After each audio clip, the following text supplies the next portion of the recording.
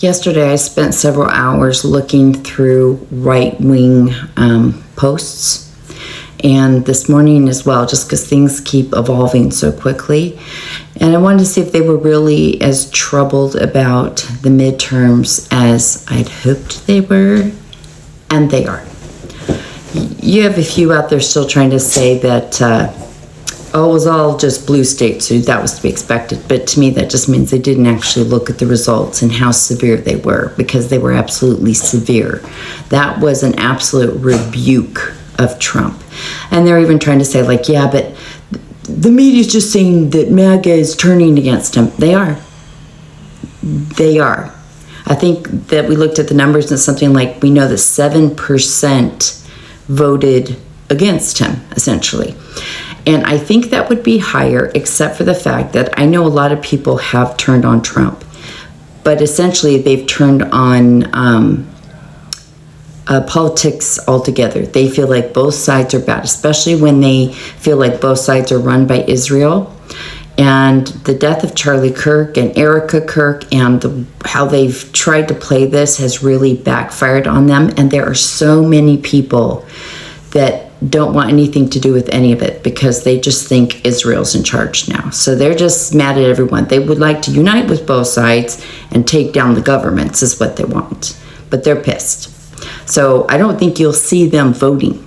So I think it was probably a mix of things. I think we had big turnout from Democrats. We had people that voted for Trump in 24 and are absolutely against him. And then you have a lot of people on the right that just won't vote anymore. They don't feel like there's a candidate they can vote for. And a lot of times that happens with the cult. When they leave that leader, they feel completely disillusioned. Or a lot of them go into that space of, well, both sides are bad. And that is part of the deconstruction. Like when I left the Mormon cult, I didn't go run and join another church because I was like, well, if that one's not true, then none of them are true. None of them are good. And you also still feel a little bit disloyal, and you've been trained to hate everybody else on the outside, and a lot of those people haven't been nice to you. So like you don't feel any urge or need to go run there. So you're just kind of out on your own, taking a break, trying to shut all that down and just sort through your own feelings. And then in time, with the right conversation, maybe a new leader, new direction, something like, then you can start to ease yourself into those places. So, we don't have an election for president till 2028. And right now we essentially have a lame duck president, that guy.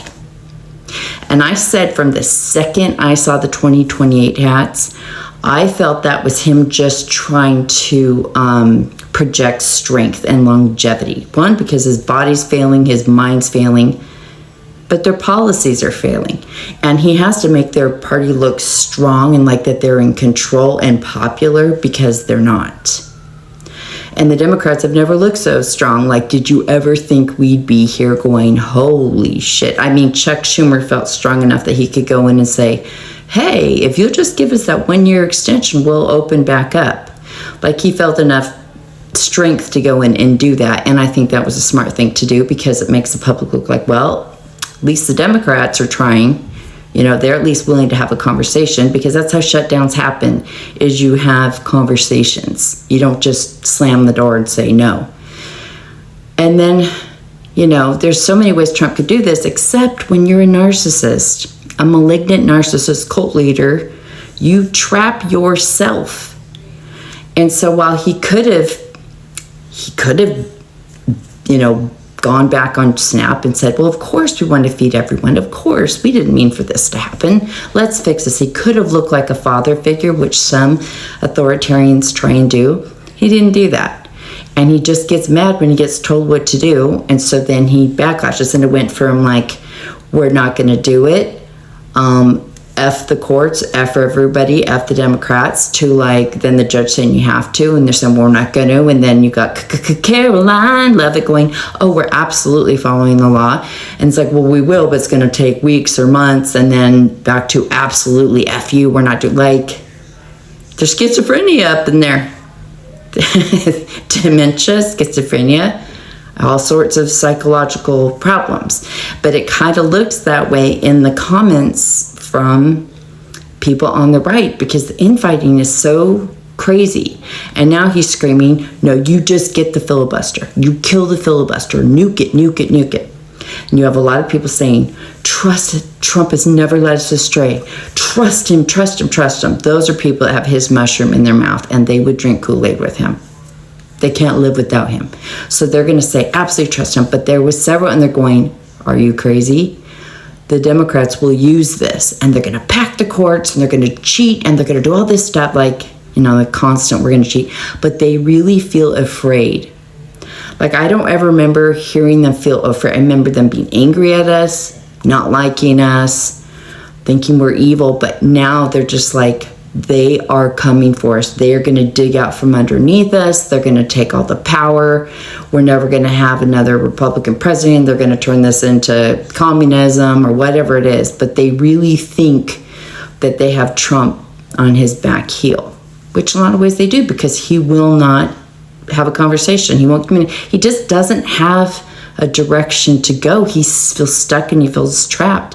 And not only to say, like, yeah, nuke the filibuster, it's so then we can get rid of all mail-in voting, so we can fix voting laws and all this stuff. Even if they nuked that for the filibuster, the thing about the Republicans is part of how they win is just keeping dark threats out there, keeping the boogeymen alive, right? So it's like, they're cheating with the mail-in voting.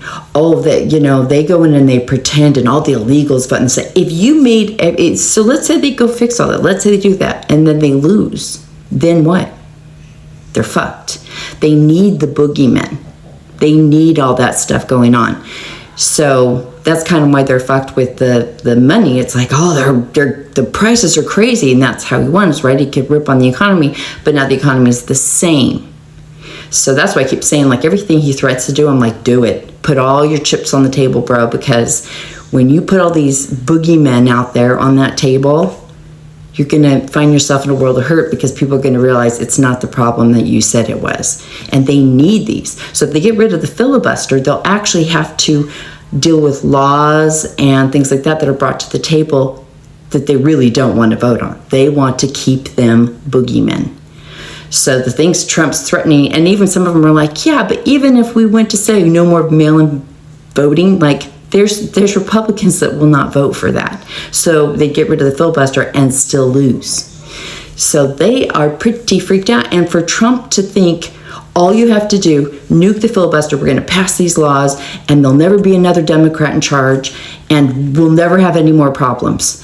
And he's just saying, like, give me more power. Give me more power. And that is the solution. But they're looking at him as like, yeah, you being attached to anyone did not get anybody put in office. And like, I've been sticking with you because I feel like I don't have a choice. You're going to primary. You're going to have Elon, all these people put all this money against me. But I know they don't believe a lot of things that they say. And they feel like they've had to do it. And now, behind closed doors, they're allowing rumors to float like, yeah, we really aren't cool with any of this. Yeah, we kind of feel like he's a lame duck president. Like, yeah, we don't actually know that he could get us into office next time. Like, he can win, but that doesn't mean he can help us win. In fact, he might be a repellent. So he's got a shit ton of problems. And I'm going to do other videos because I took so many screenshots. They're fighting about who they can even allow to accept to be on the right. Also knowing that when they won, it wasn't a mandate. They squeaked that win out, okay? So they actually know they need to retain all the voters they can, even if they're schmutzies. But I actually know people that voted blue because they saw J.D. Vance go like, oh, it's just boys being boys. Oh, Nazi talk, that's what we all do. And it freaked them out. And they're like, yeah, that's not okay. I don't want Republicans to be the Nazi party. It's a clusterfuck in there. I mean, I really had to sit and sort, and I'm going to post a lot of those screenshots in another video because this is about to run out. But yeah, Trump's in big trouble. He has backed himself into a corner and screaming, send them the money and they can get their own insurance. That's not going to work.